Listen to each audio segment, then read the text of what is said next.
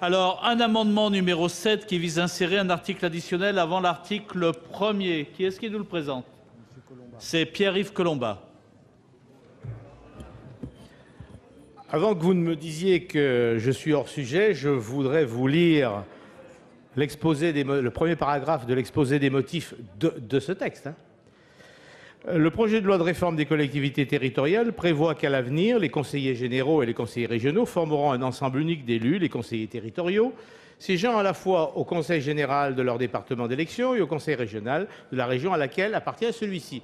Donc il s'agit bien des conseillers territoriaux, des élus des départements et des élus de chaque département à la région.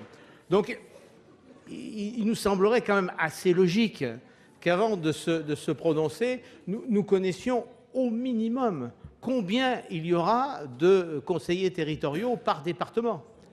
Et ça fait 2 mois, 3 mois que je pose inlassablement la question et qu'on me répond par des palinodies diverses. Non, ça vous paraît bizarre, vous, de savoir combien il y aura de conseillers généraux dans votre département? Moi, ça me paraît quand même indispensable.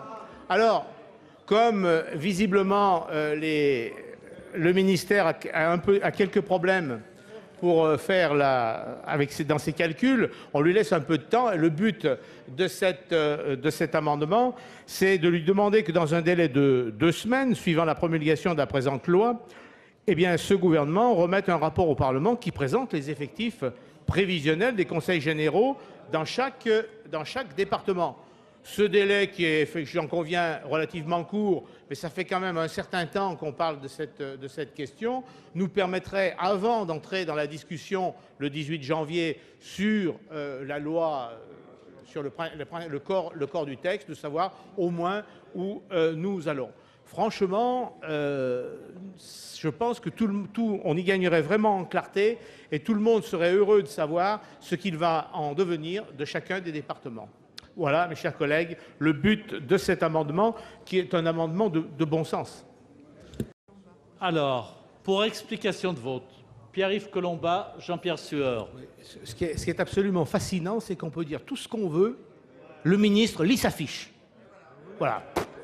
J'ai commencé par lui lire le premier paragraphe de l'exposé des motifs de ce texte, où il est question des conseillers territoriaux qui représentent chaque département, et il me lit hors sujet. Bon, franchement, je crois que non, mais vraiment, il faudrait qu'on fasse une permanence. Nous, on va laisser une personne et vous en laisserez 2, puis on va aller se coucher, parce que vraiment, ça sert strictement à rien. Bon. Donc, premier point, franchement, non, mais bon, je prends un peu comme ça à la rigolade, mais c'est franchement pitoyable. C'est franchement pitoyable. Franchement pitoyable. Qu'au moins on essaye de nous répondre. Je sais que c'est pas très commode, parce que sur ce sujet-là, le gouvernement sait pas trop où il va. Mais enfin, quand même, essayez au moins de donner le change. Quant à l'argumentation de mon collègue Courtois, du rapporteur, il n'est pas question du redécoupage des cantons. Il est question du nombre. Après le redécoupage des cantons, etc. Il est question du nombre. Il est question du nombre. Bon, vous pouvez très... Ben non, il est question du nombre. Après, savoir comment ces conseillers territoriaux seront répartis sur le territoire, ça sera l'affaire du gouvernement, ça sera l'affaire d'Alain Marlex, qui a des talents que personne ne conteste ici. Bon, très bien, mais le nombre de conseillers territoriaux par département.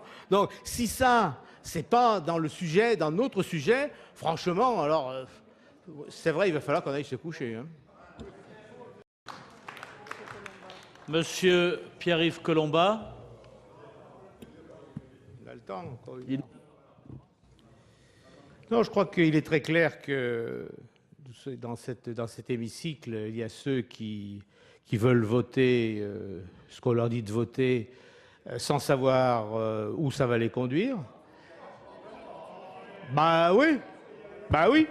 Et puis, il y a ceux qui aimeraient bien savoir.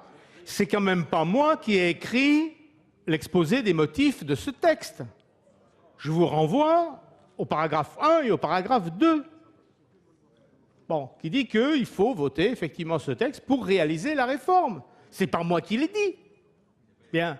Alors, Quand on me parle de logique, excusez-moi, chers collègues, où est la logique? Est-ce que c'est précisément de voter un texte en disant « bon, après on verra » Parce que si, par exemple, le conseiller territorial n'est pas voté, vous allez dire aux conseillers généraux qui seront élus en 2011, bon, finalement, au bout de 3 ans, il va falloir qu'on recommence des élections. Ça me paraît un peu bizarre. Donc, il y a ceux qui aimeraient bien savoir, et puis il y a ceux qui font confiance comme ça. Très franchement, ça me paraît quand même une façon assez curieuse d'exercer le mandat de représentant de nos concitoyens. Et pour revenir, je ne serai pas long sur ce qu'a dit M. Mercier s'agissant de l'investissement des collectivités territoriales. Il a raison de dire qu'il y a des aides de l'État. Enfin, je ne vous rappellerai pas, chers collègues, cher Monsieur le ministre, pardon, que sur ces aides de l'État, la plupart, c'est de l'argent, soit le FCTVA, c'est des impôts que les collectivités territoriales ont payés, soit la DGF, je vous rappellerai l'ancien VRTS, enfin, etc., d'où ça vient. La plupart, ce sont des exonérations, enfin, etc. Et puis, pour le moins, on peut dire que les collectivités territoriales en font un bon usage de cet argent. C'est peut-être pas exactement la même chose de l'État. Bien. Allez, je soumets cet amendement numéro 8 au suffrage de notre Assemblée. Qui est pour l'adopter? Qui est contre? Qui s'abstient? Il n'est pas adopté.